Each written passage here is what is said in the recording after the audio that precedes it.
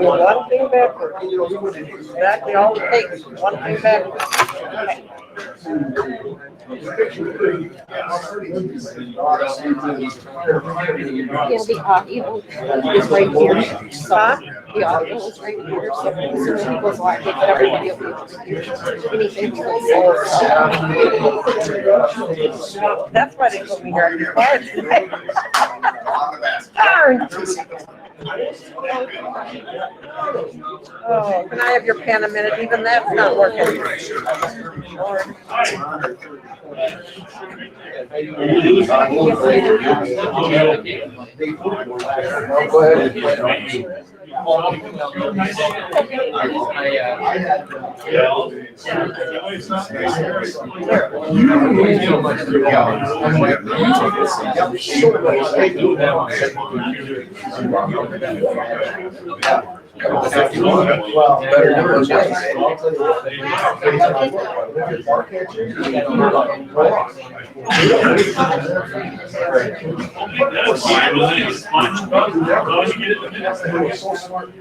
had a buddy one time come in my house.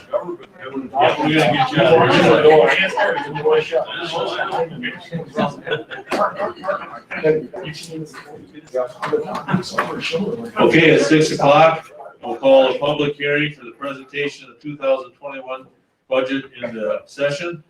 And before we do anything, we're gonna move up item number 2 from our regular agenda, the invocation and the pledge of allegiance. So for the invocation, we'll have Lucy Hardy from our Dallas Lutheran Church.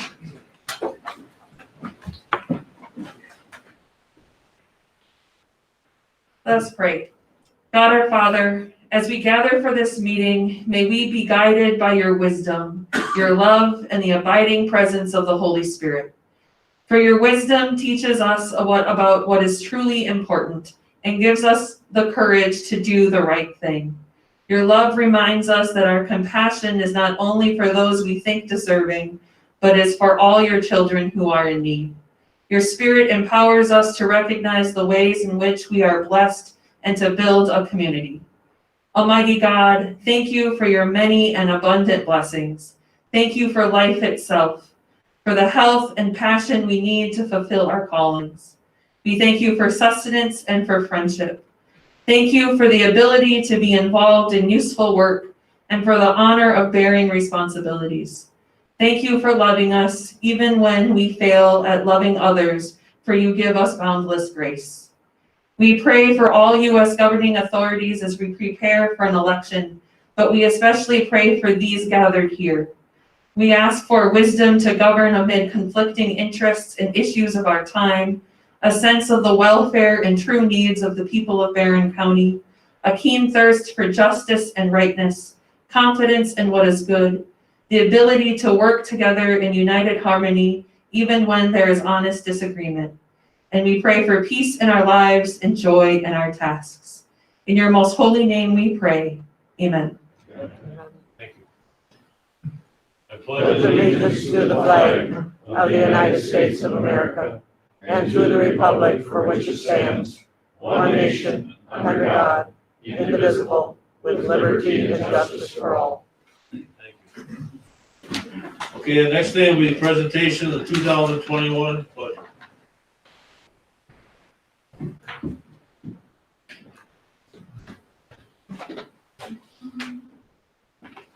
Well, good evening, everyone. If you have the document that's 3 bullet points on it, those are the 3 bullet points that Jody and I are going to go over.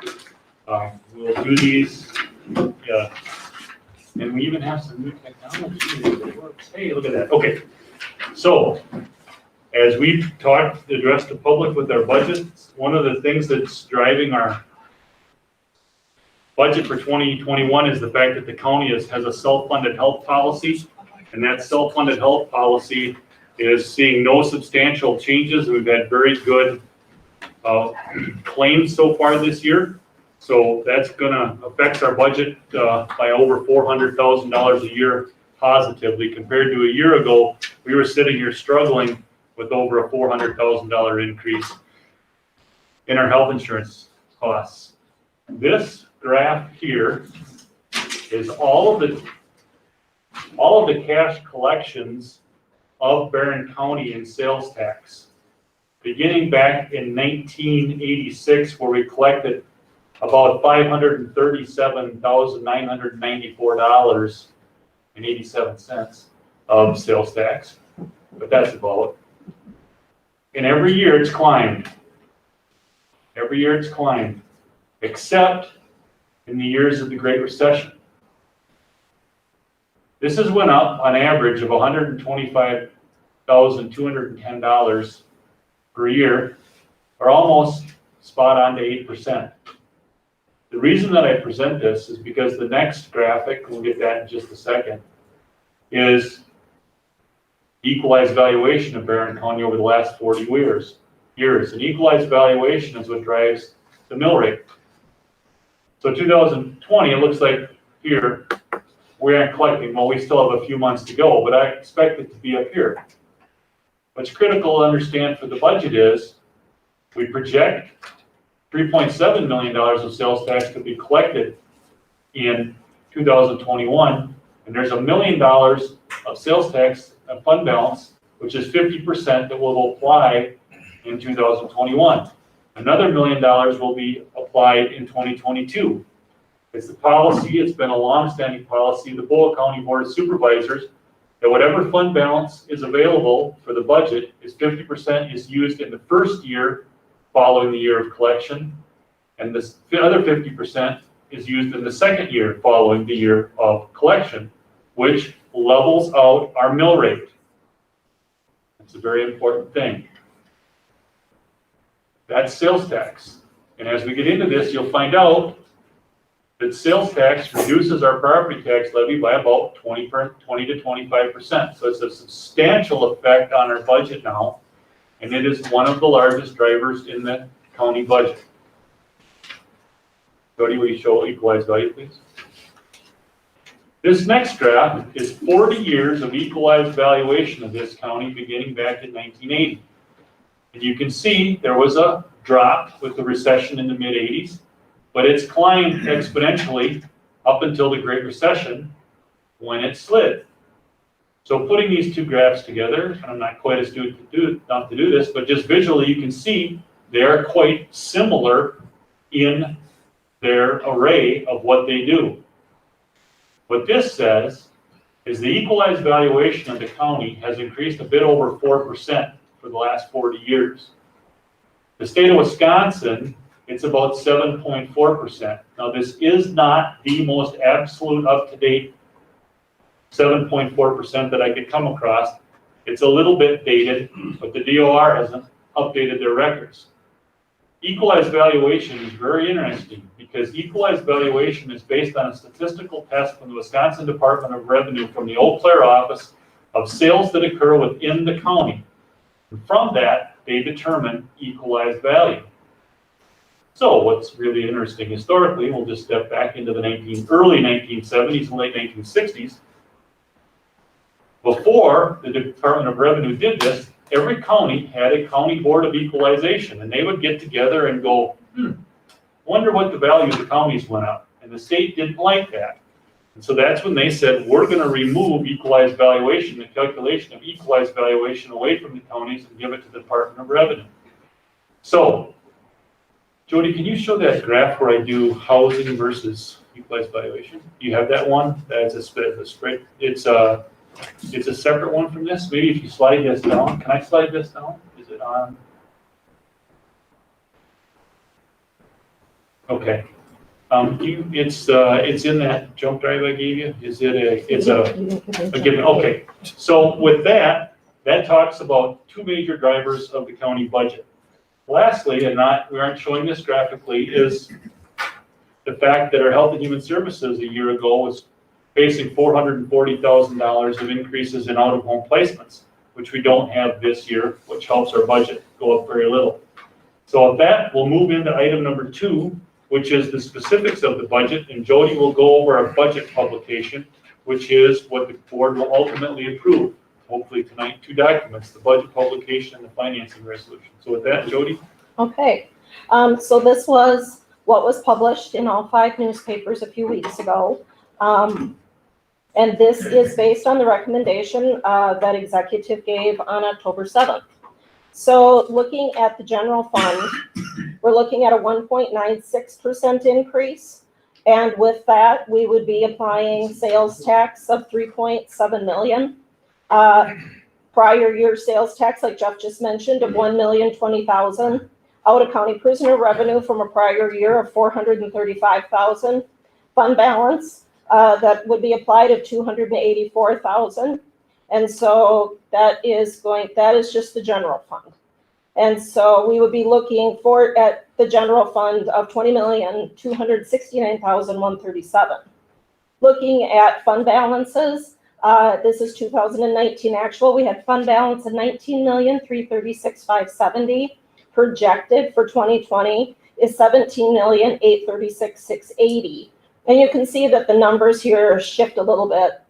That things that have been committed, assigned, or are non-spendable are over 10 million, and unassigned, which is it's not earmarked for anything, would be about 7,463,000. Going down and looking at the rest of the funds, special revenue funds, we're looking at a budget of 21,873,325. Debt service, looking at just under 3 million. Capital projects, just under 1.5 million. 750,000 of that would be fund balance, and 750,000 of that is tax levy. The remainder of that would be fund balance. Internal service funds, which is the highway department, is looking at a budget of 17,022,202. 1.5 million would be highway fund balance that they would be applying to the 2021 budget for construction for the roads. The enterprise fund is the waste energy fund, looking at a budget of 3,618,000, and none of that is tax levy. So the total budget, 67,174,418. Property tax levy for 2021 was recommended at 22,199,961, which is a little increase from 2020. You can see that we would have mill rate of $4.87, which is a decrease from 2020 of $5.05. And the recycling surcharge added $2 per improved parcel for $30 per parcel. This also includes 1 new full-time position in the sheriff's department and 6 new part-time positions in recycling. The sheriff's department would have about $65,000 in levy that would be applied to that position. The recycling positions would be the recycling surcharge and revenues coming in for recycling that would fund those positions. Is there any questions?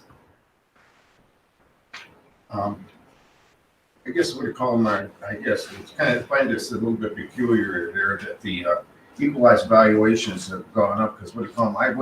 I get for the fire department there, I get the equalized valuations for the towns, and anyhow for the town of Clinton, for the town of Alameda, and for the town of Harlan, they all went down, and they went down quite substantially, like $2 to $3 million. The village of Alameda went up. But I guess I'm kind of finding that out a little peculiar that the 3 towns that I work with there, they went down, but the ones in the but they at the same time for the county, they're up. Most of the towns east of Highway 25 went up substantially. East of 25. Okay. That's a good question, but that's exactly what happened. So the prices of the homes are being driven up. As we've talked about, it's high-speed internet, lakeside. If you got access to high-speed internet and you're on a lake, that's driving up the price of the homes. And that's the sale price of the home.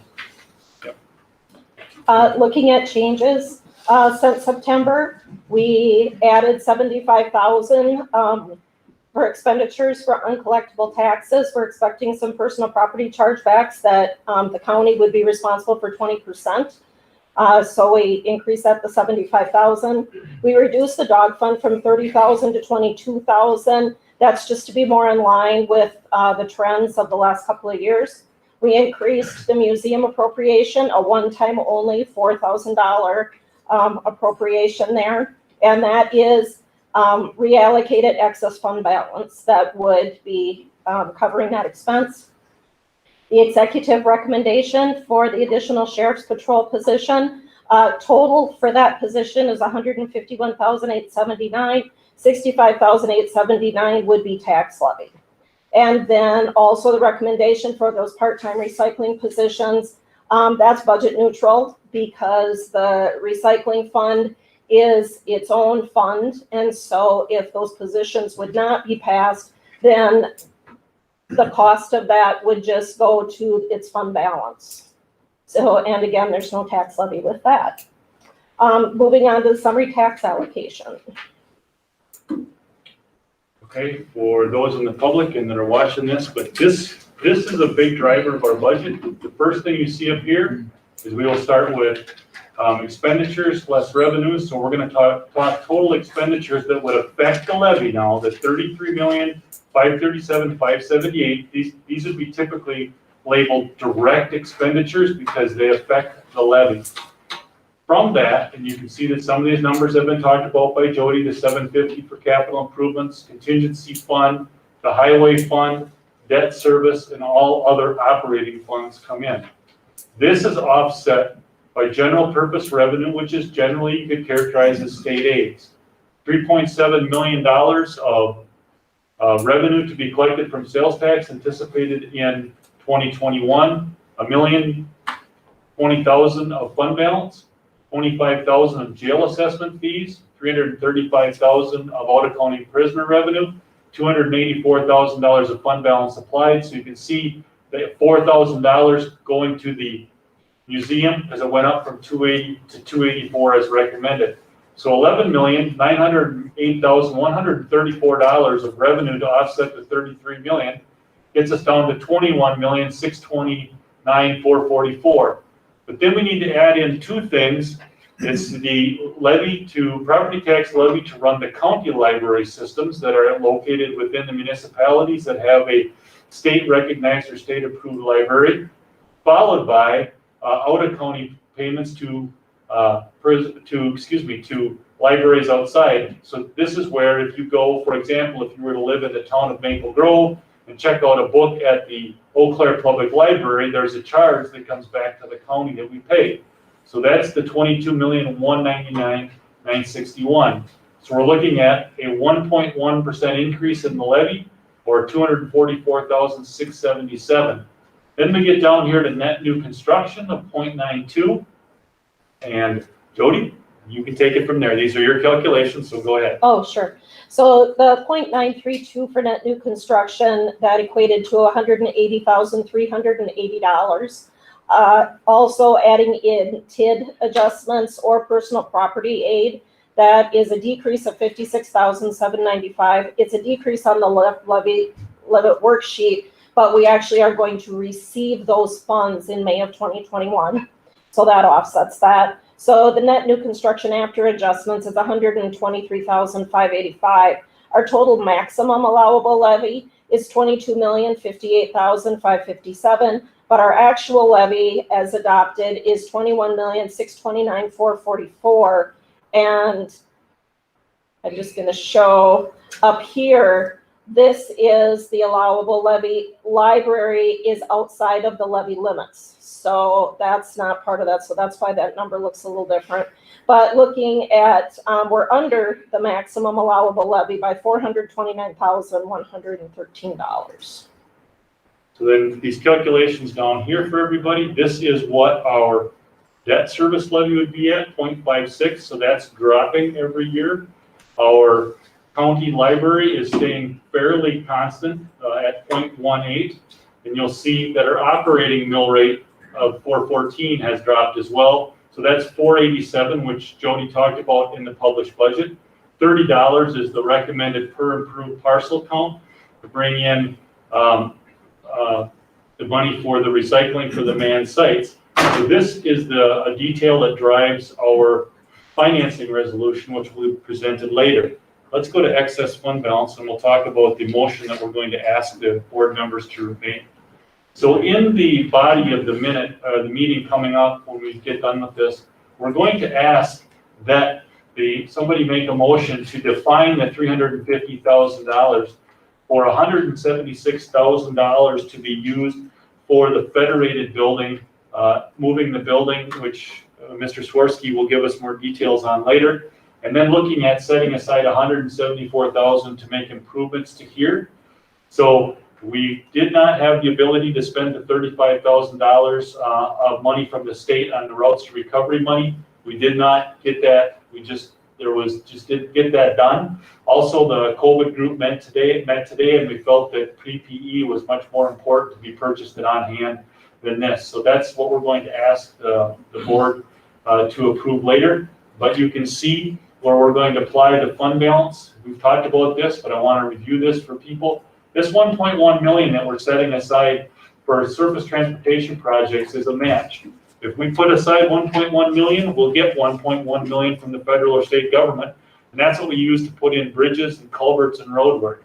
The 284 offsets our levy and reduces the property taxes. The 350 we've talked about. The 500,000 is a transfer into our health fund because we would like to have a minimum of seven months worth of fund balance in our health insurance fund up to 1 year.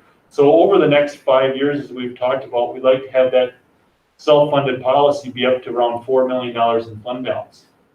We have set aside, this hasn't changed since September, we want to set aside $100,000 for possible additional COVID-19 expenses that ends after the state and federal money ends.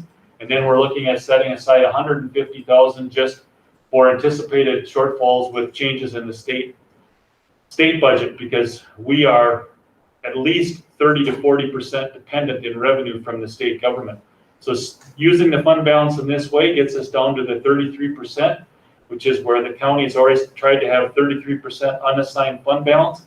This now becomes a critical number. Both of these become critical because as we go in for a bond rating, they're going to want details from this year and the prior 3 years and where our fund balance has been for the past 3 years, because we want to get the highest bond rating possible, which results in the lowest interest rate possible.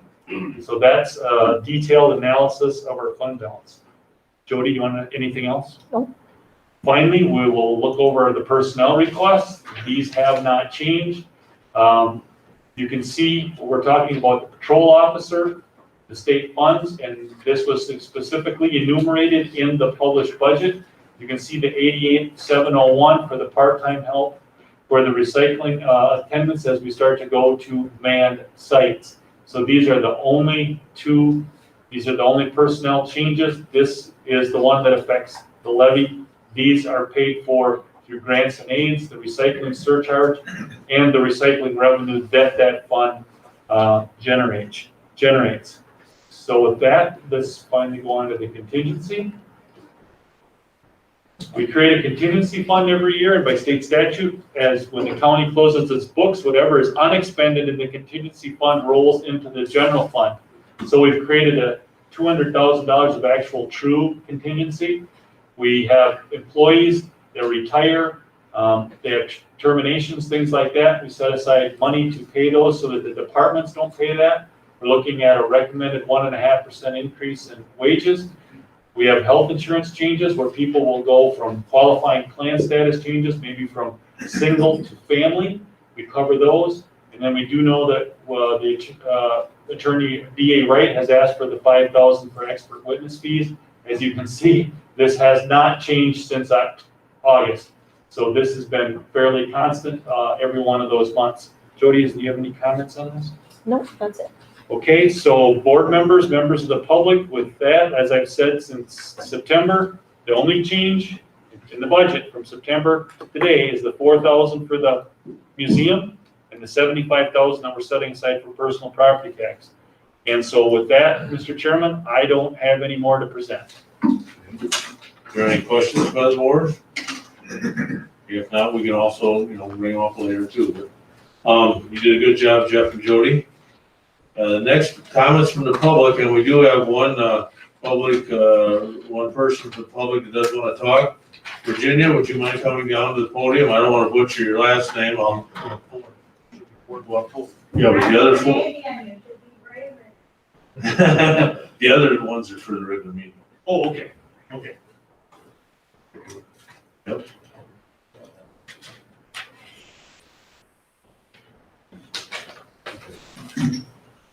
So Virginia, would you state your name and your address, please, for us? Virginia Jeleno, and it's 1111 Kern Avenue, Rice Lake. If I look around, you're all about my age. I feel like I'm at an old 1950s hunting ship. I'm here to talk about the funding for Embrace. And it's, if I'm correct, this was a unanimous decision to pull their funding. Is that correct? Actually, ma'am, this part would be comments about budget. And there are gonna be some other people in the regular part of the meeting, be fairly quickly, we'll have a public comment. And, Okay, I'll just keep on the budget for this one. And I Okay. just looked at your budget, and it appears to me that the 25,000 that you pulled from their funding, I didn't see that on your right, budget. what it boils down to is the 25,000 for Embrace for 2020 it was given to them. That's funding for this calendar year, 2020. The service is there till then. When in 2021, there is 25,000 in the Health and Human Services budget for this, for Embrace or some other organization. And so when they say we pulled the funding, we took it from Embrace because of some of the issues we were having, but not, the money is still in there for 2021. I mean, we still have people that need sexual and help and all the domestic violence, so that has to be covered, and Health and Human Services does that. Well, I guess this one, I'm gonna say this on the next one, we've got 3 people that wanna talk on the regular one. And there's been a lot of concerns by the general public via emails and phone calls to the administration, Sheriff's Department, Health and Human Services, myself. So we are currently evaluating our situation for 2021. And we're in negotiations with Embrace, and hopefully we may be back with them next year. But either way, the services the citizens of our county will be taken care of. It may not be Embrace, but we're still negotiating that. Okay. So Can I come back with my other concerns then when your budget is? yes, please, if you could. Yeah. Okay, I'm sorry for. No, it's okay. It's confusing. Thank you. Okay. Okay, is there any other public comments out there that didn't register that would like to speak relative to the budget? Okay, not? I guess we'll close the public hearing at 6:26. And at the same time, we'll call to order the Barren County Board of Supervisors meeting for November 2nd, 2020, and have roll call. Okay, we'll take the roll call. Bob Rogers. Here. I will record Oscar Skog as being online. Is that okay, Oscar? If you nod your head. Yep, that's fine. I have Oscar Skog online. John Banks. Here. Terry Lee. Here. Carolyn Bartlett. Here. Pam Fall. Here. Bill Schradel. Here. I have Gary Taxtall online. Okay. Jim Gores. Present. Gary Nelson. Here. Roberta Mosentine. Here. Pete Olson. Here. Steve Johnson. Here. Carol Moon, I have her Here. online. Yep. Excellent. Eric Panier. I have him online. Yep. Louis Oki. Here. Russell Renzig. Here. Todd Gerland. Here. Jerry McRoberts. Here. Marv Thompson. Present. Bun Hansen. Here. Stacy Wenzel, I have her online. Yep. Dana Heller. Here. Bob Anderson. Here. Stan Buchanan. Here. Don Horstman. Bill Efforts. Here. Bert Skinner, I have him online here. Dale Heineke. With that, Chairman, I have, Mr. Oki, I have 24 present and 1 absent, including those online. We've got 28. 28, I'm sorry, correct, yes. 20 present, 1 absent, with 1, 2, 3, 4, 6 online. Okay. Public notification. Deanne Cook, County Clerk, has complied with Wisconsin open meeting and public notification laws. Meeting notices are posted on electronic meeting notice boards on the 1st and 2nd floor of the Government Center and the main floor of the Justice Center. A hard copy is in the public meeting folder just inside the County Clerk's office window. In addition, all 5 of the county newspapers have been notified. This is the budget hearing and the regular meeting for November for the Barren County Board of Supervisors, and this meeting notice was posted on Friday the 30th, the amended one, at 10:14 a.m. Item number 3, special matters and announcements, non-action items. I have 2 very important ones. Number 1, Jody and I got an email today that we are in the queue and basically getting lined up for an early December sale of the general obligation bonds for the new highway shop if the resolution is approved today. Also, our routes recovery money, we were down to about $30,000, and that group met today, and we voted to spend the remainder of that money on PPE, which will be ordered and paid for tomorrow. Jody knows that, so we will use up all of our routes to recovery money. We may go a smidge over. The governor's office knows that we may go a smidge over, and some municipalities aren't spending all of theirs.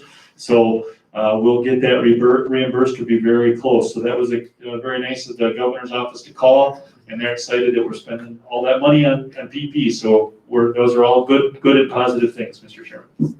Thanks, Jeff. Good. The people who are online, can you hear what Jeff and I are saying, and Jody? Is there anybody that can't hear us?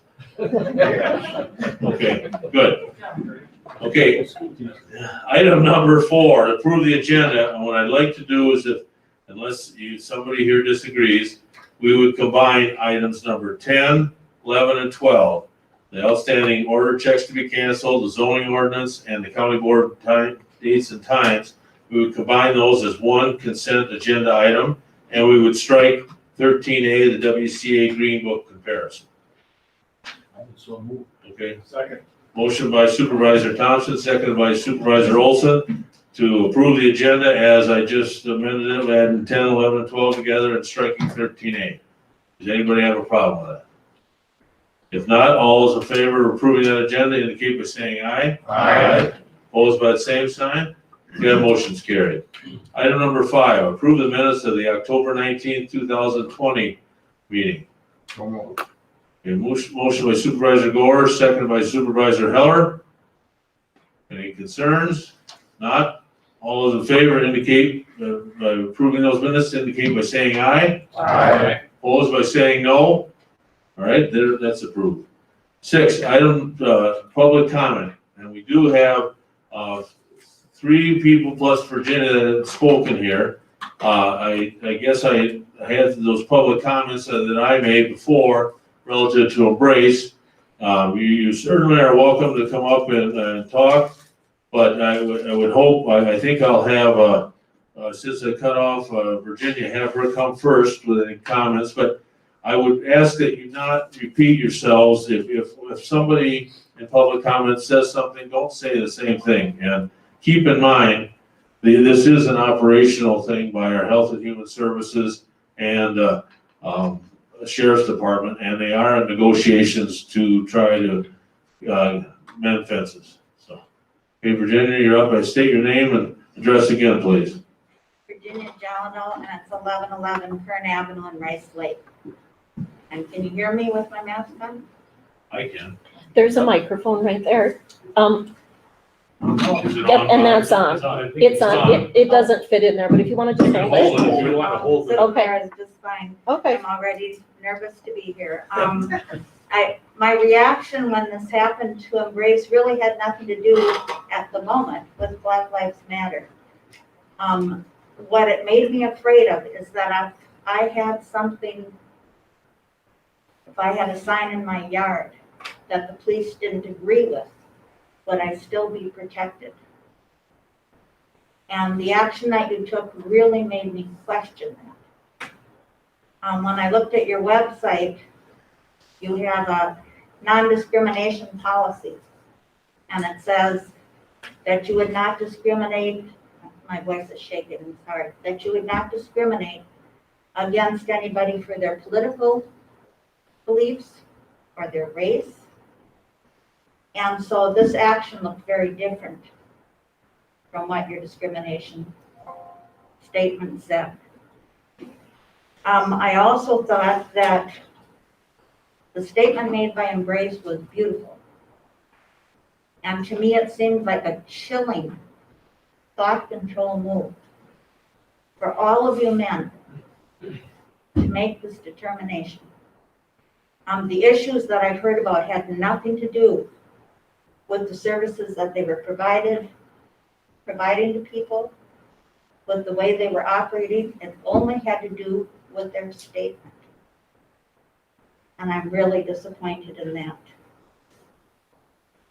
So I hope, even being here, wondering if I will be protected by my county board. I see a Trump mask. If I'm a Democrat, will he be willing to protect me or even look at me? Guess not. And I see people without masks. And my husband is here with me and he has COPD. So I question people without masks, are you willing to protect me? And I think our actions say a lot. So when your actions are looking like you're not going to protect me, I'm afraid, I'm disappointed. And I'm glad to hear you're in negotiations. That gives me some hope. Thank you. Thank you. And our policy is, Virginia, that we don't have questions back and forth from the board, but I usually violate that myself. As far as the whole board is not actually to blame here. Actually, it was the executive committee that made that decision, and it was made in closed session with consultation of our operations being the Health and Human Services and our Sheriff's Department. But we have, as board members and executive committee, have to rely on their expertise. We had 3 members of those 2 departments on the board, and they felt there was enough things happening that they did get off. I can't bring out what happened in the closed session. All I can say is that you're right. We are in negotiations with them. Your rights will always be protected. We've got one of the best Sheriff's Department and Health and Human Services in the state. So you don't have to feel worried or concerned. You'll be taken care of. So thank you. The next person, again, if you want to say something different, please come ahead. Otherwise, just say I pass. Clarice Baumgartner. Again, state your name and your address, please.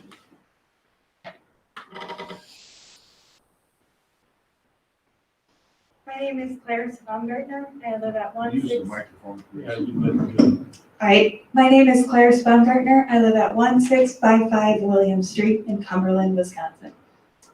I'm not here to speak on anyone's behalf. I'm only a concerned citizen of this county, and I'm here to ask that the funding taken away from Embrace is returned. There's a lot of reasons why I think this is necessary, but I think the one I want to talk most about is the issue of the responsibilities that we all have to each other. I didn't grow up here, but I moved here as an adult. And the thing I always really appreciated about this county was how much pride you all take in being Barren County strong.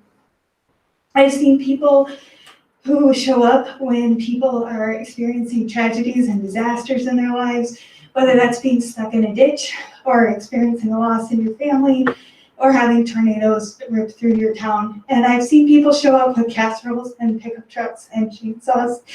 And I can't tell you how disturbing I found this decision when I heard I did not sleep that night, and I didn't sleep the following night, because I think we have a great obligation to each other, and I've seen people in this county do great things for each other. I think none of us wants a second best option, and I think that's what's at stake here. I understand that we're considering other options for this position or how this money is used, but I don't think this is a case where second best will do. We have to do the best, the way we always have for each other. And my concern, I guess, is just that nobody has raised issues about the services that Embrace provided to people affected directly by violence. And I think that has to be the priority here, because we can't have something that's second best when people's lives are on the line. We have to have the best option. Thank you. Thank you. Okay, Anna Demers. Can you please state your name and your address, please?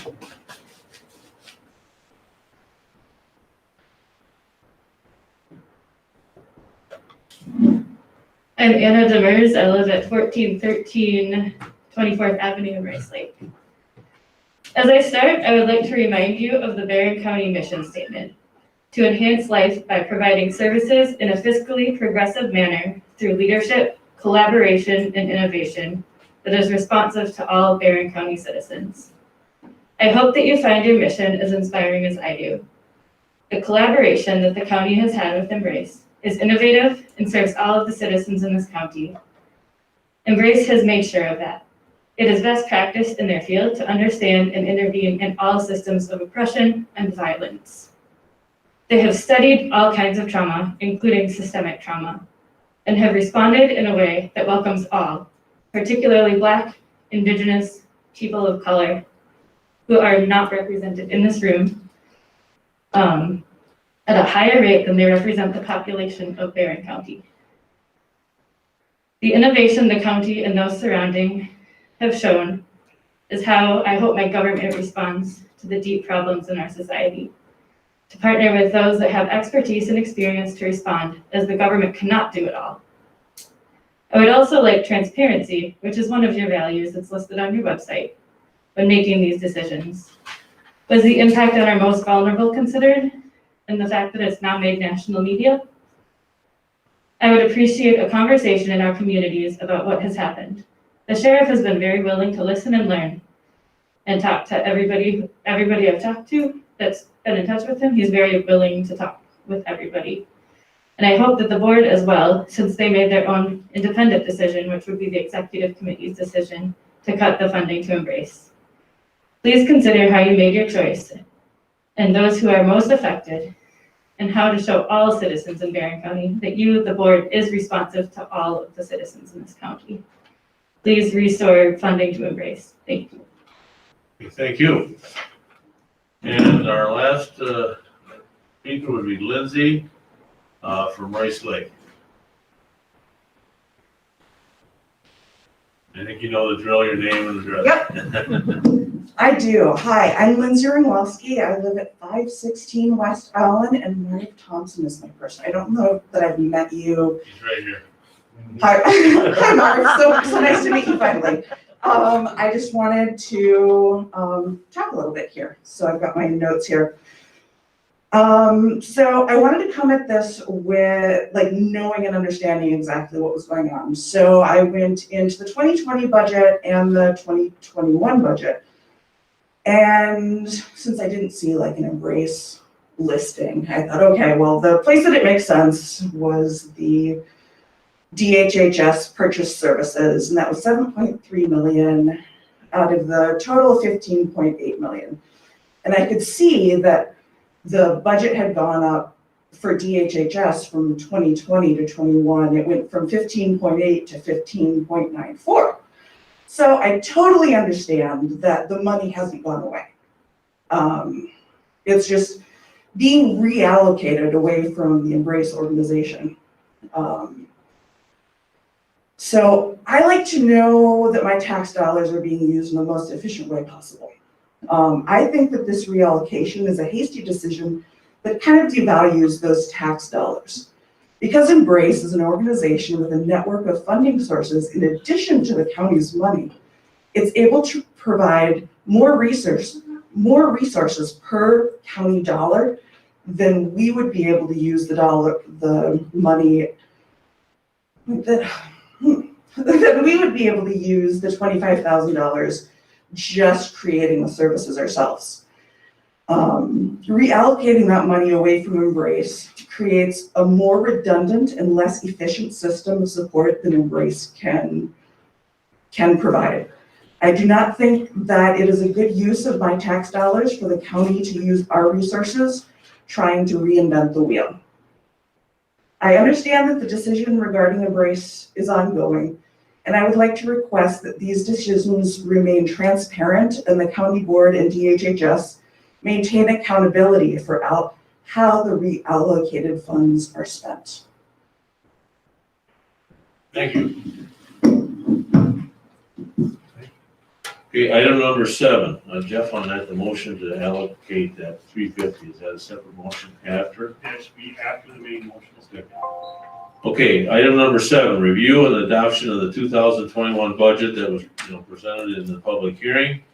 And I understand there may be an amendment to that. What I would like to do is have a motion to approve this resolution that for the budget that was presented, and then we'll go from there. The motion by Supervisor Renzig, second by Supervisor Buchanan, to approve the resolution and the financing and accounting for 2021 and adopt the 2021 levy. Supervisor Rogers? I am going to move that the financing resolution do be amended by eliminating the additional funds for the patrol position for the sheriff's department and directing that those funds for that position, which amounts to $56,000 for the squad and equipment and $65,879 for salary, that those funds be reallocated to capital projects, for instance, upgrading this auditorium. I'd like to discuss this, but we need a second before we can do that. I have a second to Supervisor Rogers' motion. Supervisor Anderson? Gary Tax, I'll second it too, sir, so you can take either one. Okay, well, Gary's made his, we know how Gary stands. We got the motion in a second, Gary. Okay,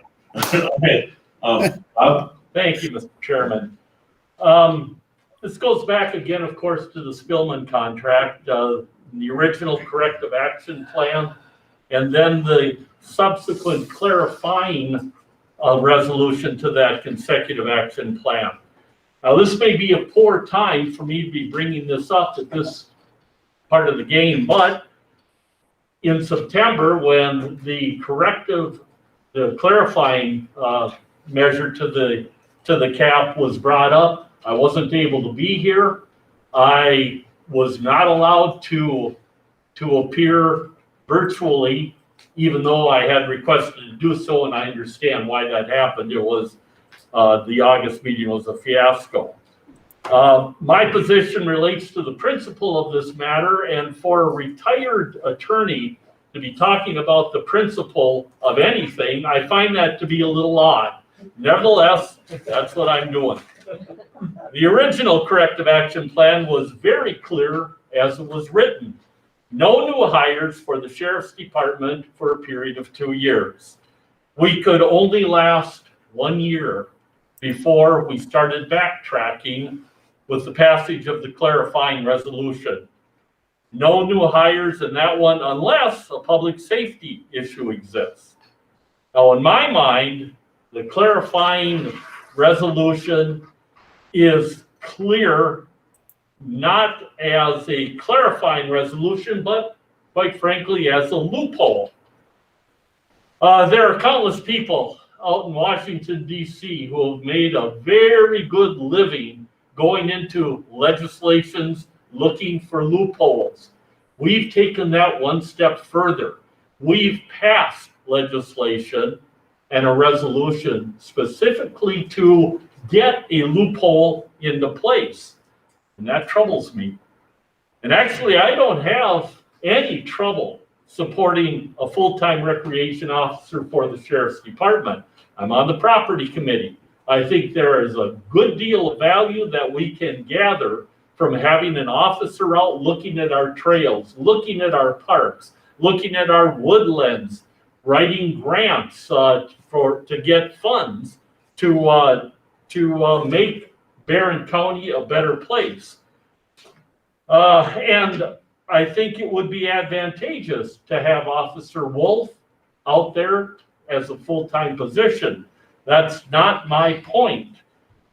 I believe Sheriff Fitzgerald and his staff do an excellent job.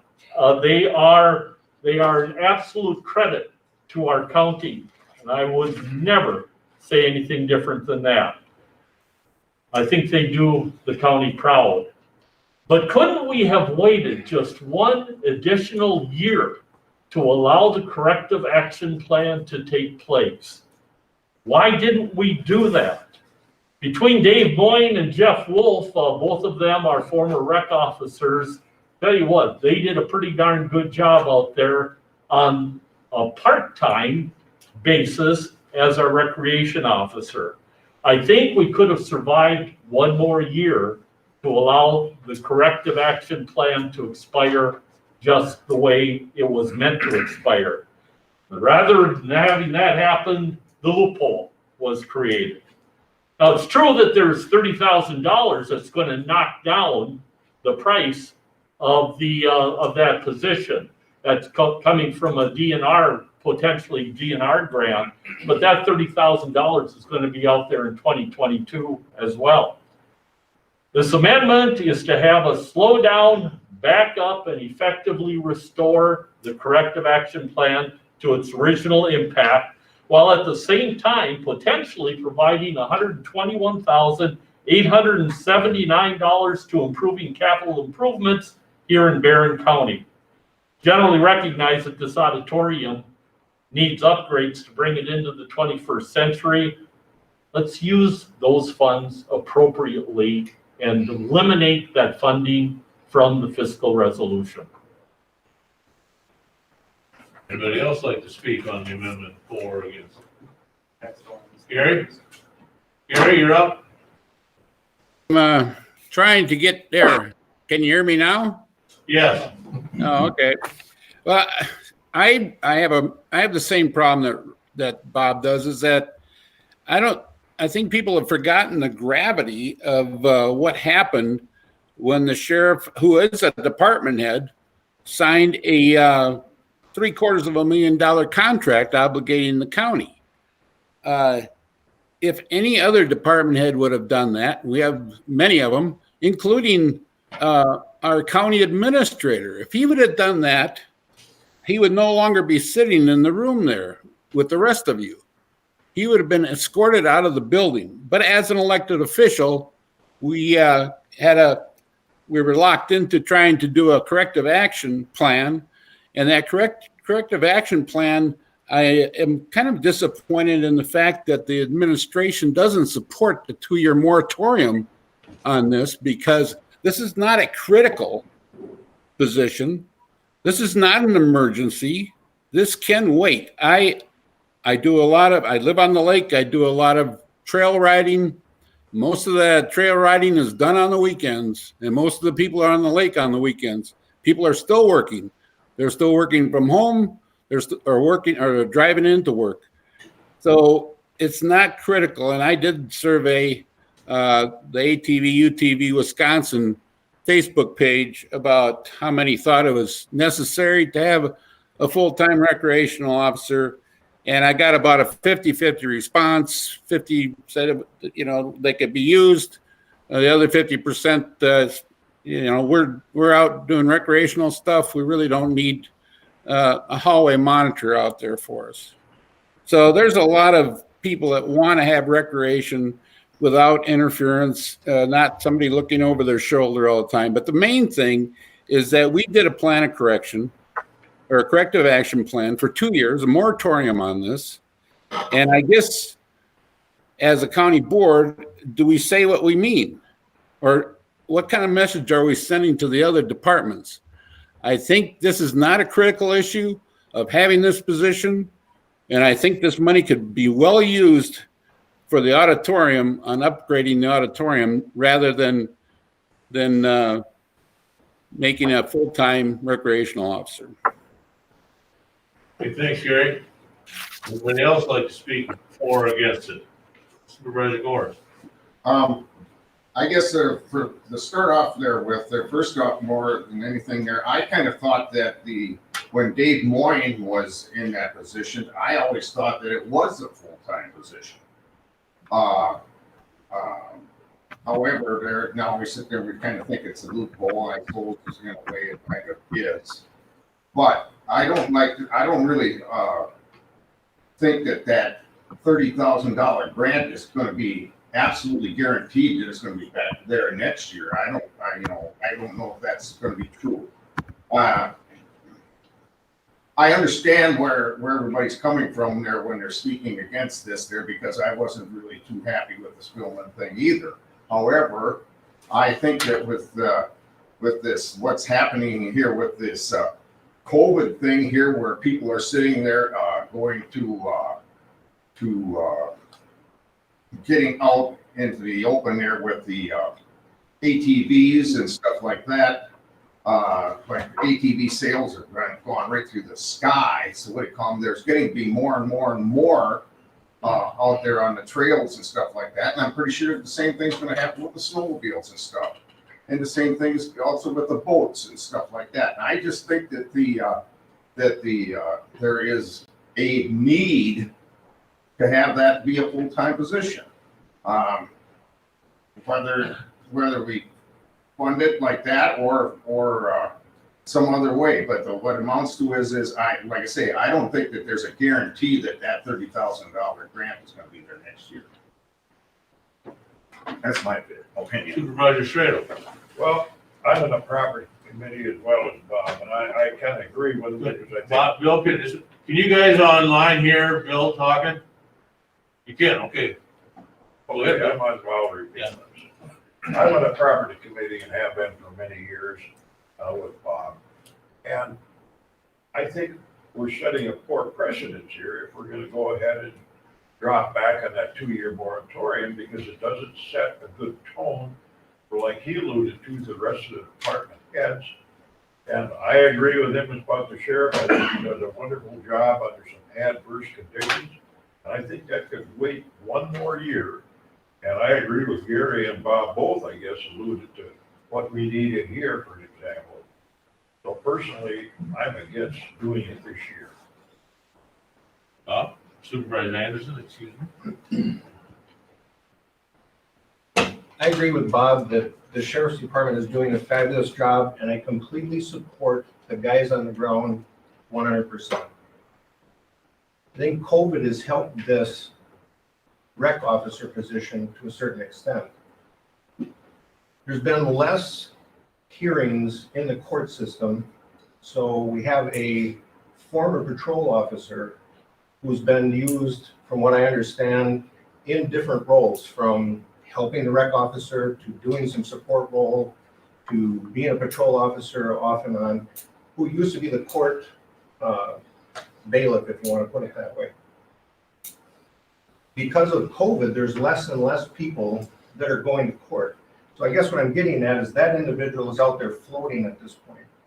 And what we're looking for, sitting on the law enforcement committee, is to make sure that we have 4 individuals, four officers on in the county at all times. If we're going to not be using individuals in court or only sporadically, why can't that individual backfill and still let Mr. Wolf go and be 100% rec officer? Hopefully COVID doesn't last forever. But we don't know that. I don't foresee it going like a light switch overnight. I think, as Bob had said, I think we can last 1 more year. Jailers, some of the jailers also recertify every single year with their firearms. If there's less people in the jail, because now there's more people that are out on electronic monitoring because of COVID again, there's less people to monitor inside the jail. Personal opinion. Why can't, if there is a hearing, have one of those individuals that are certified with a firearm go up and do that? I think there's enough staff there, is my overall get at, to be able to let Jeff Wolf, because I believe in that position. For the amount of money that's potential to come back from the DNR, I do believe that that is a good position to be 100%. He needs to have some time to be able to do the grants trail work, everything that he's doing. I agree with that, and I agree with him on that. But I think that there is enough staff, because of COVID right now, that we can still have 4 officers on in the county at all times. So I don't see why we have to go against that moratorium right now and can't wait 1 more year. Thank you, Bob. Supervisor Hanson? COVID is the excuse for a lot of stuff. COVID is keeping people out of the court, but COVID is also sending people out on their four-wheelers. And I think the miles of trails we have now need attention. We had just a few short years ago. Now I think we're in the 90 miles. And it's a big deal for tourism, and we need to do it right. And I think we need that officer. Sheriff, would you like to address the board, or Jason? Jason's gonna, well, so the comment about the 4 on all the time, I would say that's about a 50% thing in Barren County that we have 4 officers on. We just don't have the staff, we're minimally staffed. We have 4 assigned to every crew. If any of those are on vacation, we usually don't fill it, so it's usually 3. So there's a pretty good chance that someone's gonna be on those days. And right now, currently Jake Whitfield from the courts is backfilling, so Jeff can work more boat, snow and things, but it's impossible to always guarantee him to be doing that. Jeff's still covering patrol shifts. He covered 3 last week for me. So we are using the people wherever we can to try to maximize everything. So, and then the jail stuff, it's hard. We'll get into where we're training so many more people to do so many different things that would probably cost us more money than it would save us. Thanks, Jason. And just to add one more comment, there's a lot of oversight that needs to be done with our clubs. Jason and Jeff Wolf are working on a new project with our clubs where they're getting a large increase in funds that need more oversight. That's why Jody was in favor of this position or supported it at budget time, because I wanted Jeff and Jody's blessing on this before we moved it forward. COVID has increased our usage. Just one marina increased, from 400 to 800 rentals just last summer. We expect this summer to blow up. We have Chris Cruzy and a lot of other bands are looking for places to have their things on the lake. That increases us and our overtime. This is an overtime savings. It's a need. That's why we're asking for it. And we're going to create quite a bit of oversight. Jeff and Jason and Jeff Wolf have been meeting on oversight of our clubs and our club dollars, trying to create a better plan for all of those dollars. So there's a lot of money out there, and we're going to go after it, and that's why we asked for this position. Sheriff, there was talk about a big UTV that the DNR is paying for unless used. Is that contingent That is correct. on that position? That was a $30,000 savings that we were able to take out of next year's budget because they purchased that UTV for us for 2 years on a lease, and they plan on releasing that in 2 more years. And is that contingent on us having 100% rec officer? I don't know that it's contingent on that, but they would prefer that. Obviously, the more hours that Jeff works, the more money we get back from the thing. That $30,000 is a very conservative number. That Jody came up with that number that's very conservative. We could go up to 50, 30, 40, 50,000 is our hope. That is Jody's goal, my goal, Penny's goal, and Jason and Jeff's goal with that. Ron Bowers covers our patrol division. It's just, we were overwhelmed. Jeff's overwhelmed right now with trail issues. We had a large trail issue today that Jason had to spend 6 hours on with Jeff Wolf over snowmobile trails. Land use agreements have gone up. We've increased our trails. Like Mr. Hanson said, we've increased our trails on private property. Every one of those private properties has a land use agreement that we have to work on. If somebody takes and doesn't like what we're doing, they take their land away, we have to find a new route or our trail list ends. And that's Jeff Wolf's job with more trails, more miles. When the city of Rice Lake opens up, last year when Dave Boyne was here, none of our municipalities but Turtle Lake and Elmina were opened up. Now Chautauqua is open, Rice Lake is going to open. Those are all miles that people are going to go to and come back out in the county for patrol. That's why we're asking for this position. Thank you, Sheriff. Thank you. Chris. Supervisor Olson? Oh, sorry. Bob? Yeah, just one quick, that $30,000, the grant funds from the DNR, the conservative number, is that money typically available year after year? Yes, I mean, there's no question, I mean, the percentages might go down, so you might get, like, four-wheelers paid 75, snowmobile paid 98. They fluctuate from those- year to year, but it's depending on who always puts in. 75% or more. Right, yeah. Plus- It could be plus- more. Yeah, plus there's other things, I think there's number of citations and there's different And we meet things those, that, we meet those, we beat those. The citation issue is, you have to write so many citations per hour patrol. So basically, they take all the citations in the state, all the hours of patrol, and figure out an average, and that's whatever race. Each department, not just. The other things they do is they help pay for our boats, our UTVs, our snowmobiles. Yep. All those things. And realistically, in the perfect world, we'd look to get enough hours in to pay just full position. I mean, we've been increasing it every year. This year's gonna be one of our highest years with them as part-time. So we're gonna continue to work and get as much money reimbursed as we can. Supervisor Olson? As a county board member and as a member of the law enforcement committee, I think one of my highest responsibilities is public safety and well-being of the public. And also, I think as a county board supervisor, we need to be flexible and willing to act within reason when situations present themselves. And when I look at the number of miles of increased trails and the volume of boating, four-wheelers and snowmobiles that has taken place over the last few years, I think public safety and well-being of the public. The sheriff mentioned some of the municipalities opening up their streets. Sit on the Barren City Council, we opened ours up this year. You know me, I walk an hour a day around town, and I can tell you there's a hell of a lot of four-wheelers running through this town right now that we never saw before. I support this position, and I'd ask the rest of you to do the same thing. To me, it's a public safety concern. Yeah, there was an issue here, but we got a brain, we need to use it up, look the opportunity and act positive. Okay, we'll get some more. I just wanted to say, we'll actually have a vote on this amendment. So we'll vote, it'll be up or down. If the amendment passes, that will be taken positionally on the budget. If the amendment doesn't pass, then we're back to our original resolution as it was voted on or made in second. Supervisor Lee. Yeah, I have a real problem with going against the moratorium we put out because we said that. But on the other hand, I'm on the Economic Development Board. Tourism is a huge part of that sales tax increase that we're seeing there. And I think the position is probably needed to continue to promote that. Any further discussion? Okay, Supervisor Maggs?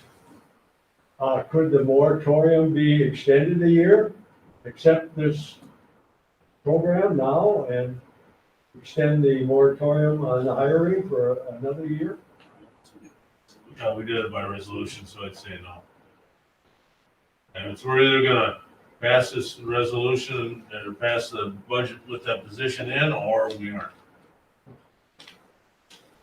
Okay, Supervisor Heller? This position is to expand his duties from a part-time to a full-time. Correct.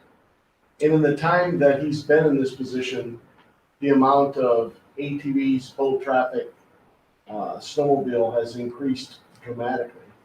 So not only has the UTVs and ATVs become more prevalent, but I think the other half of it is having him being able to get more monies back from the DNR, but also to focus on the grants that can come in and bring out tourism and bring some of those things to our area.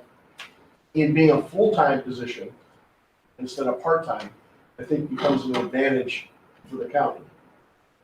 In addition to more traffic, more things they have to control, I don't see a part-time person tackling Barren County with boating and ATVs and snowmobiles and still being effective in making sure that our trails are safe and our lakes are safe. I think that the position is not only warranted but needed, and excluded from the moratorium, I think more importantly, it's needed and necessary. I would be in support of it. Any further discussion?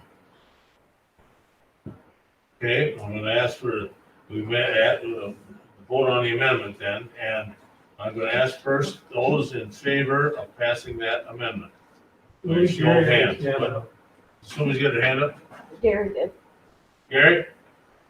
Yeah, you know, if you make rules and then you don't go by them, you don't have any rules. I am out on the trails a lot. You know, there's a lot of responsible individuals out there that ride, you know, like they're supposed to. But then there's you can't fix stupid out there either, because stupid is they go out and get drunk and they're going to do it anyway. And usually the ones that are doing it are going to do it no matter if there's anybody out there monitoring the trails or whatever. So the more, you know, the gravity of signing a $750,000 contract, you have to take that into consideration. Sure, it's nice to have all this, you know, the safety thing and all that, but people take care of themselves too. And, you know, people are self-monitoring. If they see some idiot out there doing stupid things, they're going to let them know about it. But the gravity of this $750,000 contract should be of paramount, because it's a major infraction of a county policy. And somebody should have thought of that before they signed a $750,000 contract. That's all I have to say. Let's have a comment. Okay, and again, for people who are in favor of this amendment, and I'm gonna have you raise your hand, and if you raise your hand, you're in favor of that amendment, what you're voting for is to delete that position from the budget and use that, convert that money back into the SISOP area. So all those in favor of that amendment and changing the proposed budget, please raise your hand. Okay, we've got Bob, Supervisor Rogers, Supervisor Banks, Supervisor Schradel, Supervisor Gerlin, Supervisor Anderson. Okay. Supervisor Tax Levy. Is that 6? Did everybody, am I correct there? Have all 6 of them? Rogers, Banks, Riegel, Anderson. Okay, all those in favor or against that amendment, please raise your hand. 2, 3, 4, 5, 6, 7, 8, 9,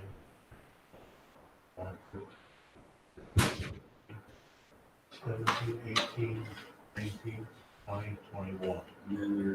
Does that work out? 21 or 5? 6 yes, 22 no. Okay, so it's 28. Yeah. Yep, and 1 absent. So there's 6 yes, 22 no, and 1 absent. Makes 29. Okay, so there's 22 to 6 and 1 absent, so the amendment fails, and the budget resolution is adopted as presented. You have to vote on the resolution. Yes, the amendments failed, now you have to vote on the main motion, which is the resolution, which has been on the We floor. did do a first and second for that. Great, then if the amendment trucks. Oh, I didn't vote on it. You didn't vote on it. Okay. So then, Okay, Supervisor Rogers. I object to the consideration of the question of the original amendment that is now before the board. I believe that it's improperly brought before the board in its present form. And I will explain if you would have me do that. Yes.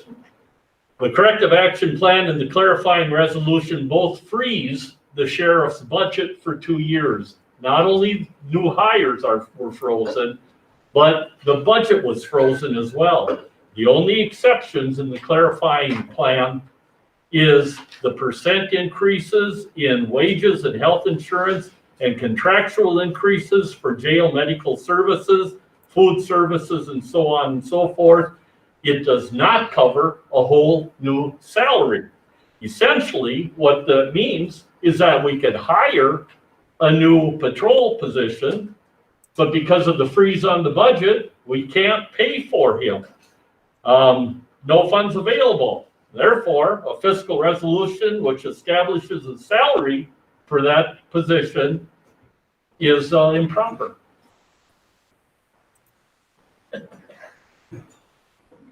You know, right? Sorry. Oh boy.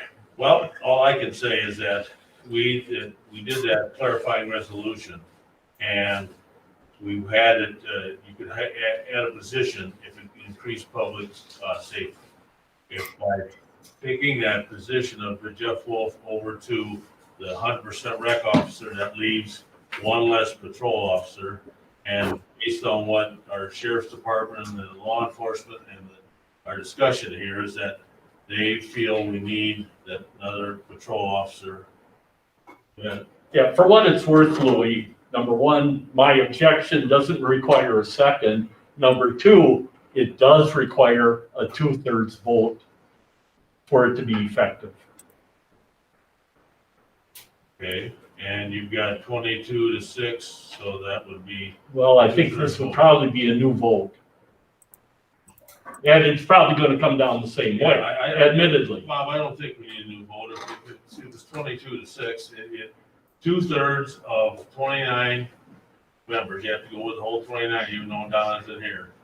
It's 22 supervisors.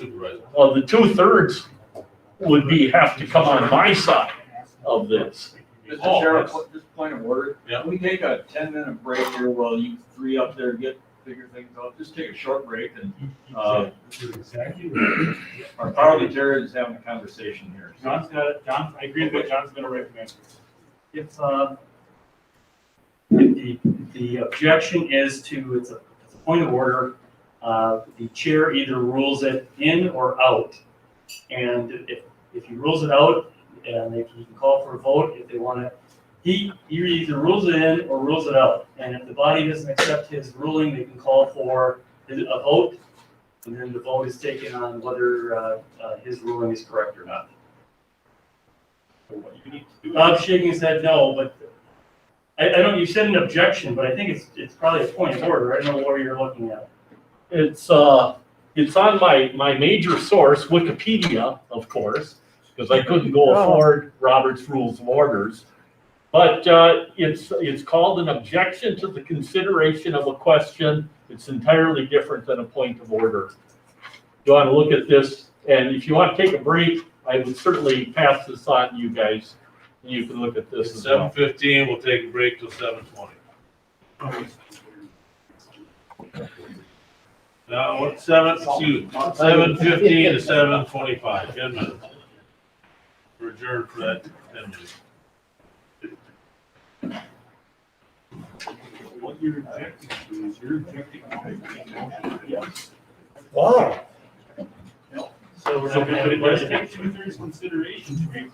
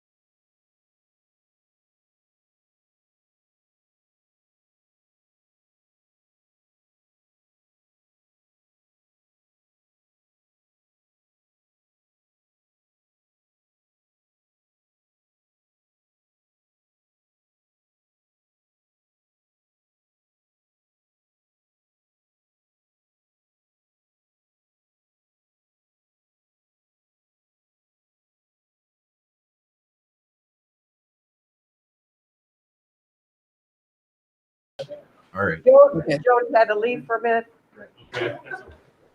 if you need her. I don't think we need it right now. It's all the supervisors here. Alright. Okay. Okay, I'm gonna rule that Supervisor Rogers' objection to the consideration of the resolution is in order. So now I'm gonna let the parliamentarian tell you what that means. Okay, what we have is an objection to the consideration of a question. The chair has ruled the objection in order.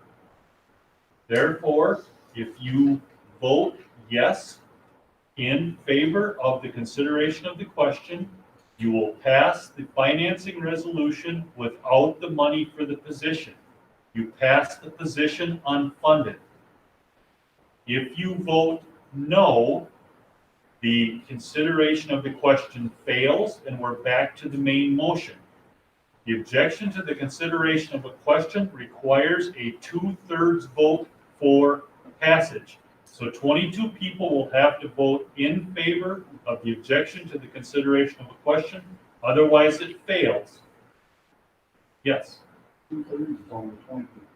Oh, okay. Going out of 29, though. See, you gotta go on 29, even though John's not here. 2/3 of 30 is 20, so 2/3 of 29 is certainly 20. 20, okay. All right. 22 is 3/4. 22 is 3/4, thank you. Okay. Okay, regardless of the math, regardless of the math, this is not debatable. It cannot be reconsidered. So somebody else, for example, somebody else on this board cannot now say, well, now I raise the objection to the consideration of the question. This is a one and done vote. I hope that all makes sense, but that's the absentee, Mr. Horstman is a no. Explain the yes and no and what they Okay. just that part. If I'm gonna have the no's, or the yes, raise your hand, and if you vote yes, you're in favor of Mr. Rogers' initial idea that the position's not gonna be funded. So if you vote yes, and he gets 22 people, 20 people, that's right, I think it's 3/4. Anyway, if you vote yes, you're voting with Bob's initial idea to have the budget be passed without Spielman, without the rec officer position in the sheriff's department. So. But doesn't the first vote count? No, I gotta do another one. So, all those in favor of Supervisor Rogers' motion, indicate, raise your hand, meaning yes vote. Okay, we got Rogers, Banks, Schradels, Gerlin, Anderson. Those, and I see that. And Tax Call, that's the original, the 6 there, and then you add McRoberts on there. Is that correct? Okay, so all those against it, said no, raise your hand.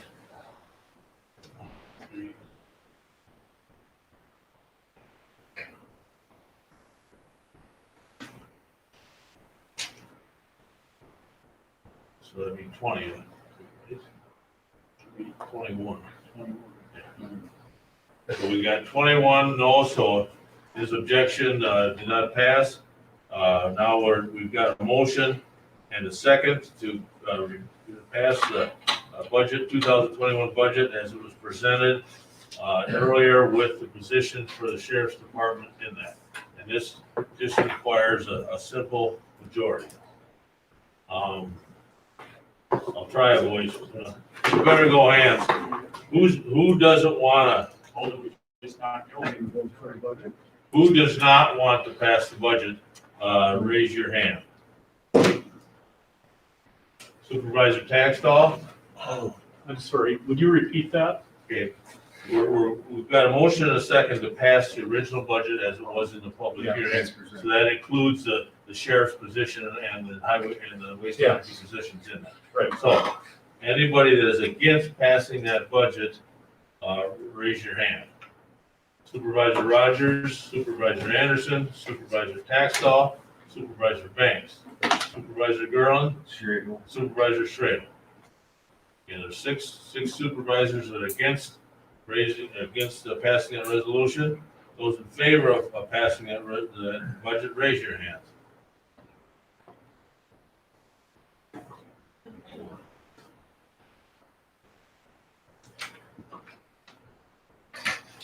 Five up there.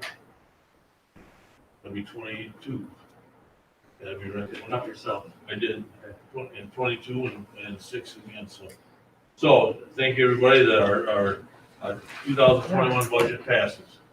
Mr. Chair, Yep, I think you missed me on the first, not on this vote here, but I think the earlier one. earlier you were. Yeah, because apparently you did, because I did, Right. I just noticed my name was, I Yeah, didn't we'll see it. change that initial, so there was 7. Yeah. But on this one here, I voted, I just You did. get it, you voted with them twice, not the third time. Right. Thank you. I know you wanted to pass the budget tonight, and I just thought that it was best that we. Thanks, Jerry. Okay, item number 8, Highway Facilities Project Presentation, CVS Squared, Bob Swarsky, you're up.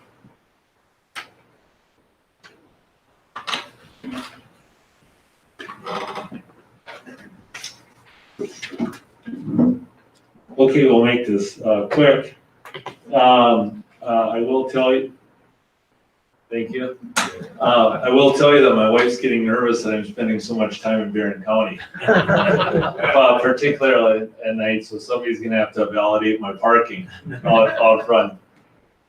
Yeah, right, you know about that one too, Mark. Okay. With that, we're gonna make this real quick. The committee, the design committee, which includes several members of the county board, including the facilities committee, and the highway committee, have been working quite hard, and Jody, help me if I'm, Oh, turn it the other way. this way? Oh, no, you're right. I can just advance for you. Yeah, would you please? Yep, just say next. Okay.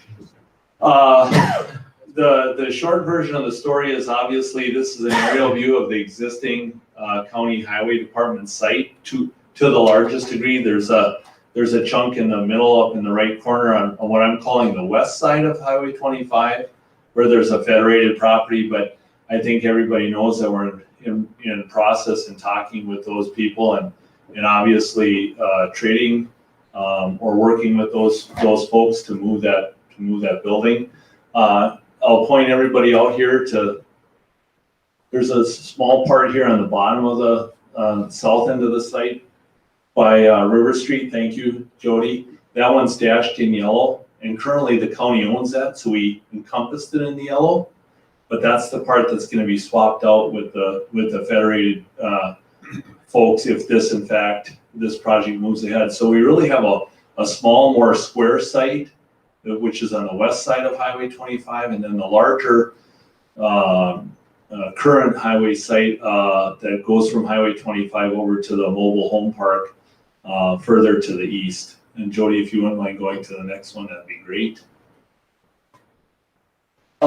This particular image is what we are calling the full site development. The committee last week essentially approved this. There probably will be a few changes going forward, just small ones, moving some asphalt and some green space around, but by and large, this is it. You can see that the overlay on the west site is delineated. By the way, this PowerPoint presentation is with the county now, so if you wanted to see it later or have some prints made of it so you can study it, you can do that. But on the upper portion of the west side site is the ARDC, what we're calling the ARDC building. It's a metal, pre-engineered metal building that stores county vehicles in it. The one directly to the south is essentially the wash bay building. Jody, yep, there you go. That is the wash bay for the highway department proper, and conversations have included washing other county vehicles in there, of course, as well. There's an existing building to the upper northeast part of that site. You're familiar with that. And then also the fueling island is right there in the area that Jody has got her arrow. We're moving across the street to the west side. You can see that there's a large red space, much like the spaces on the left or on the west side. Anything in red essentially is new buildings that we're proposing. There's a yellow piece in the north. Yep, thanks, Jody. That's the existing salt shed, salt and salt sand storage facility. That's going to stay as is. We're advocating putting on a lean-to. It's very inexpensive space, covered space to create. And then further down on the site, in the federated property, what currently is the federated property, is an unheated storage building, which essentially will house all of the county's seasonal, what I would call seasonal type equipment. Now, Jody, if you wouldn't mind going to the next slide, that would be great. This one just gives you a little bit more detail, so I won't spend any time on it, except that now you can see in the lower left corner of the west side site, there's a little drop-off area for recycling collection that was brought in. There's also a little bit of a blue space just to the right, to the east, that accounts for a little bit more stormwater because of the stormwater development that needs to occur there. And it shows a little bit of access in and access out of the new building construction areas. Jody, if you wouldn't mind going to the next one. This slide is very telling, in part because the newspaper had asked about this several weeks ago, and I couldn't. And unfortunately, I suspect some of yours from the newspaper. Yeah, I recognized you right away. You look like a journalist. I think I've seen you at one of our meetings before. So, but this I couldn't show this to the newspaper, in part because it really wasn't fair. The committee hadn't approved it, and it really didn't go before the county board. So tonight is your chance to see it, and again, you can see the large red proposed spaces as well as the existing salt storage facility. But Jody, if you wouldn't mind going to back to the left to Highway 25, there you go. Okay, so right in that area, now go just to the right, and there's the existing outline of that existing highway facility. Why this is important is because this is really what the newspaper was interested in seeing, and I think really transmitting that information to the public. The size of the existing highway facility in relationship, and you can see with that dark, heavier black line there, and the new building superimposed over it, okay? You can see that just how much larger this building is in relationship to the existing building, okay? If anybody from the county board or anybody from the public has gone over to the existing highway facility, you will see just how much equipment is sitting outside, okay? That's the reason for the size of this building. In most cases, you have a situation where we're doing a design based on needs and on wants, okay? In this particular case, there is also a third choice, and that has to deal with essentially what can the highway department live with. And the reason is because we're dealing with some massive site constraints. We have both a west side site and an east side site. If we were doing this on a green field, open field, where everything was equal, things would be a little bit more compact and put together. So you're dealt with you play with the cards that you're dealt with, and aside from that, and I think the committee has heard me say this before, well, we really did butter the sides of this building and this project to kind of slide it in. The biggest thing was the construction phasing. And I think we're way over those hurdles.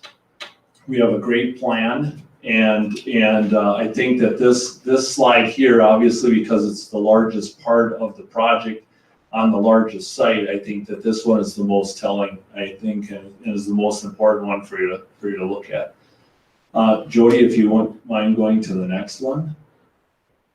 So we're just gonna run through, this is essentially, you can see how the buildings are occupied with either vehicles, parking, any of those other types of things that you'll see, offices when we get to that point. So this would be what we're calling, again, the ARDC building, just a blown up view. Jody, if you wouldn't mind going to the next one. This is the wash bay facility that we talked about. I've been working with the committee on in terms of designing The center area is where the automatic wash bay equipment in terms of the pumps and the soaps and all of that stuff sit, the electrical equipment. And then a wash bay on the north and a wash bay on the side, so you're not running plumbing too far from one side versus the other. One is open and will probably be open to other county vehicles. One will be closed off and will be used for manual wash for specialized equipment. Jody, if you wouldn't mind going to the next one. Salt shed. This is a building, the salt shed is a building that we worked with the highway department on, I don't know, about 4 years ago, something like that, 6 years ago already.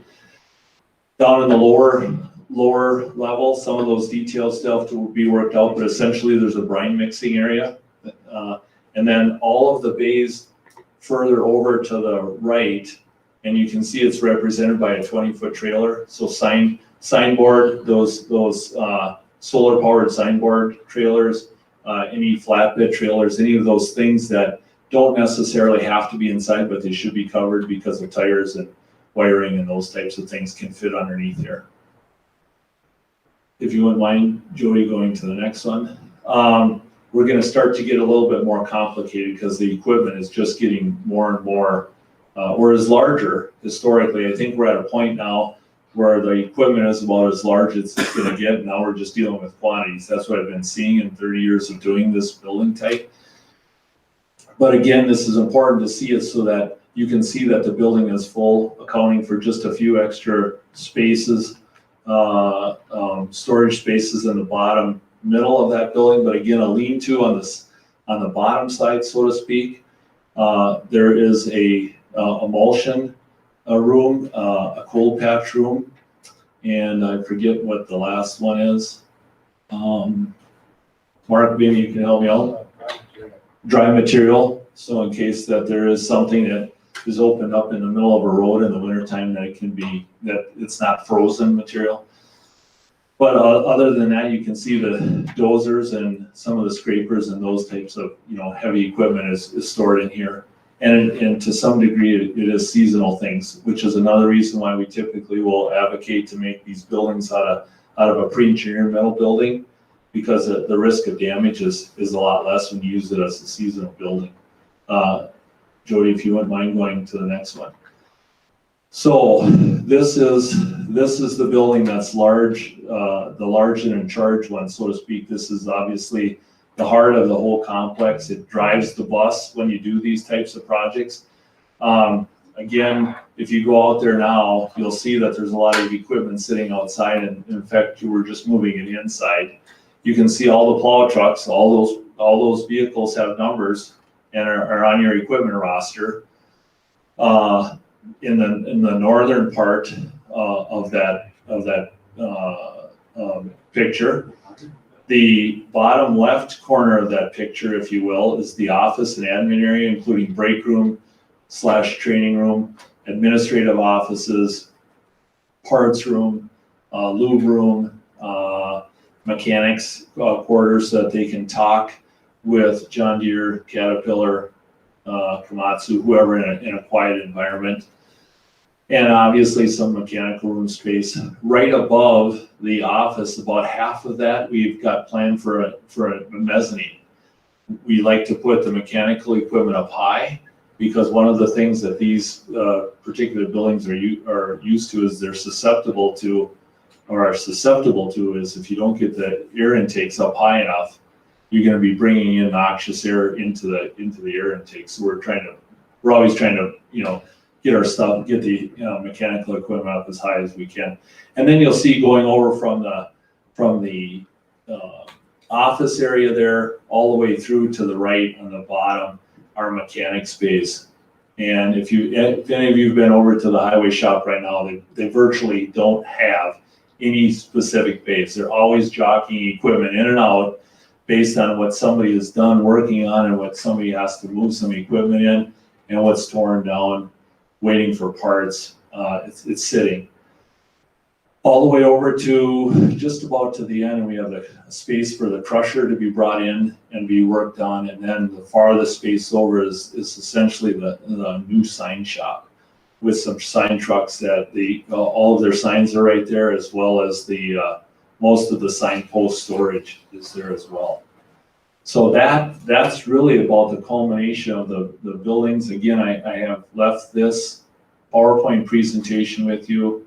I'll get the newspaper. If this committee, votes on this now and gives the authority to us to continue, then with your permission, I would send some of these graphics to the newspaper. Jody, would you mind going to the next one? This is just a blown up area of the main building, administrative and office areas, so you can see that. And then this is essentially a 3D image of the entire complex. Again, you can see the more square piece on the left and the more rectangular piece on the right. And again, they're color coded to match the site plan. So when you take a look at this or you ask for copies of it, then just go match up this image with the plan version, if you will, the site plan version. But at least this gives you a great idea about the three-dimensional aspect of these buildings, not only components in relationship to themselves, but the height of the buildings in relationship to each other and how they're situated on the site. So, and I think that might be the last one. Yeah. Does anybody have any questions? All those repair bays have outside doors? They do. All the repair bays have outside doors, and I think the majority of the repair bays on the inside also have access to that inside vehicle storage area. So it's double loaded, and that provides us a little bit of sense of redundancy, and then also not having to take things out in wintertime all the time just because it's finished being worked on. Yeah. As you know, we have a building steering and facilities committee. They meet fairly often. They go really get into the weeds on this. Any supervisor is more than welcome to attend those, ask questions, or ask Jeff or Mark anything about it. But we are going to stick with our $25,120,000 to build this project, and there's actually some detailed sheets of all those costs as well.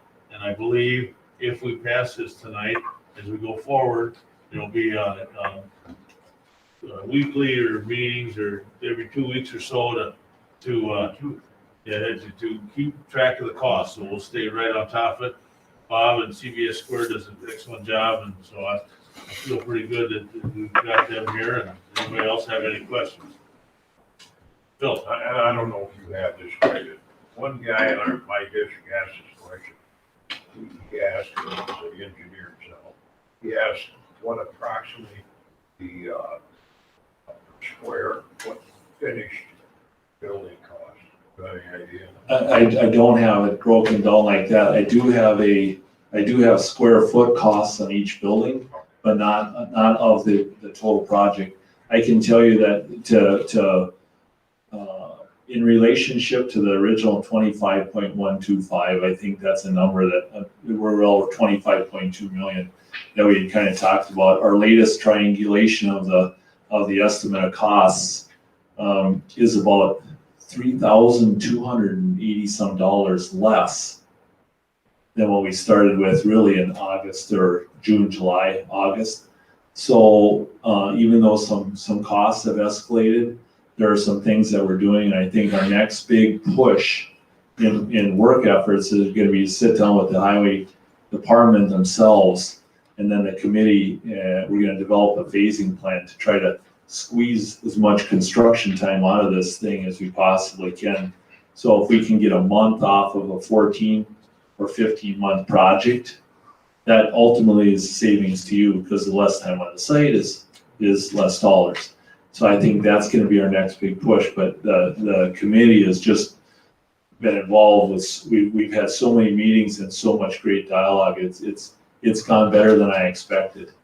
So. Any further questions?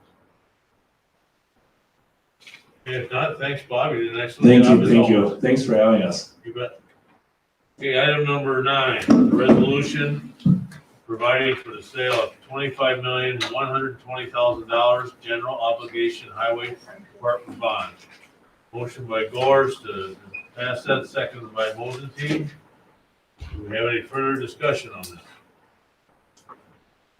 Hearing none, all those in favor, wait, we have to go roll call, we gotta get a 3/4 vote.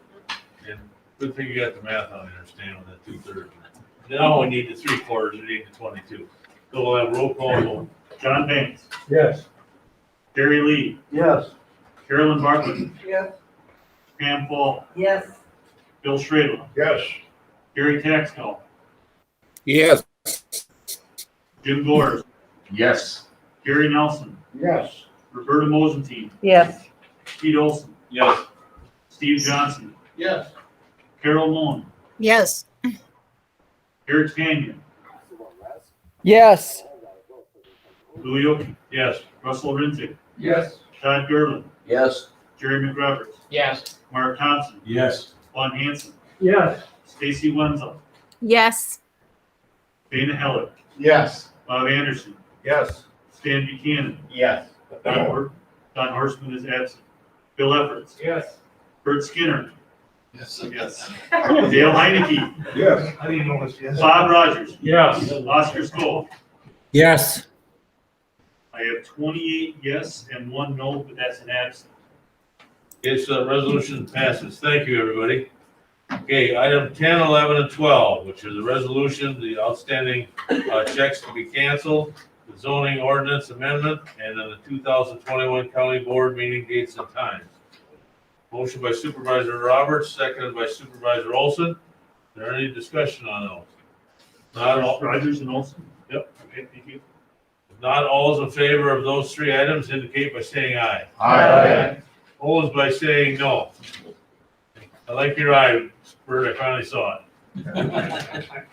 Okay, item number 13, report from our county administrator. Okay, the only thing I have is the executive committee allowed a one-time only increase of sale of accrued vacation or sick leave from 96 hours to 120 hours into employees' HSA or 457B plan because of the COVID, because of the number of accrued vacation hours that people are getting, and they're not getting don't want to take time off, there's no place to go. So this is a one-time, it will not happen next year. That's the only thing that I have. Mr. Chairman, we can do the green book anytime. Appointments, do we have any? None. Claims, petitions, correspondence? None?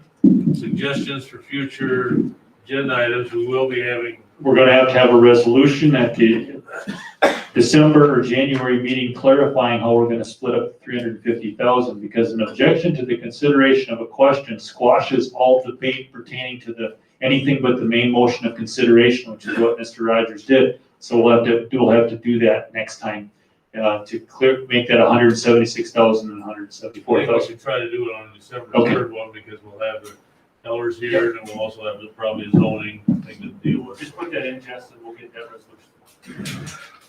Okay, item number 17. Pete? So we're not meeting on the 10th? You mean November? No, we passed the budget. Yes. Thank you. Okay, and item number 17, a potential land acquisition land swap at 755 East River Avenue in the city of Barren, parcel ID number 206-1382-01-010. The board, somebody read that? Before we, if I may interrupt, Mark, is Bob still around? Do we need to go into closed session? He's the one who wanted to lead this closed session. Okay, I would just hold up. We may not have to go into closed session, or, yeah, exactly. I don't know. Just a second.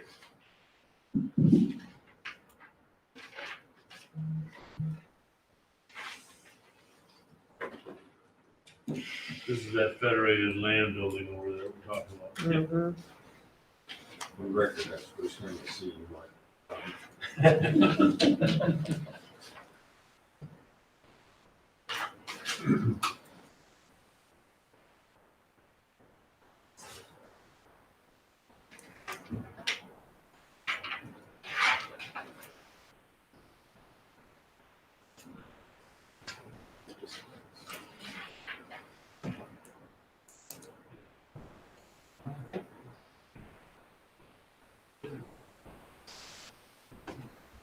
Bert, can you play the piano while we're waiting? The piano's gone, Gary. Nice try, but I would play, I'd certainly play for you. Mark? He's on his way back in. Okay. Okay.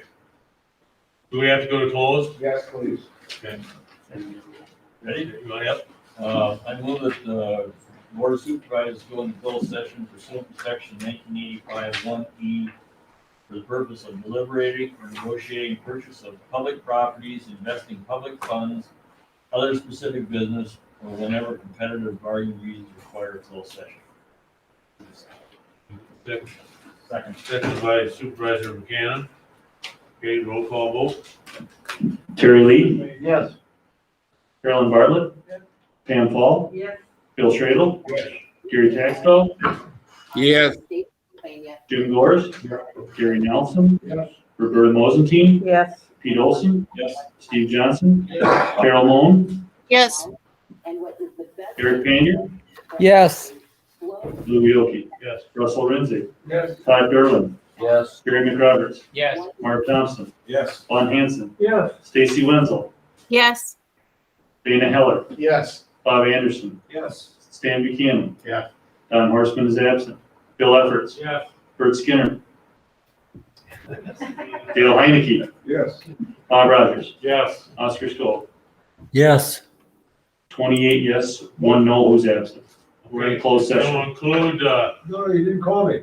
Oh, John Banks, sorry. Yes. Okay, include Bob Skorsky and Mark Serby and Jody. and Jody. And John. And John, Court Counsel, Jeff. I do, because my computer just died. Okay, so and we'll include you too, yes.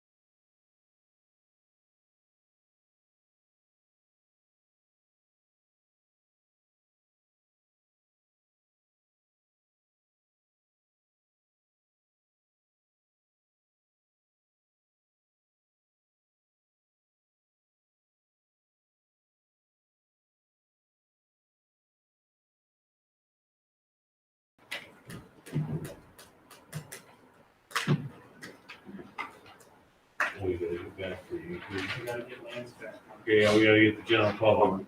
Lance, are we ready to go?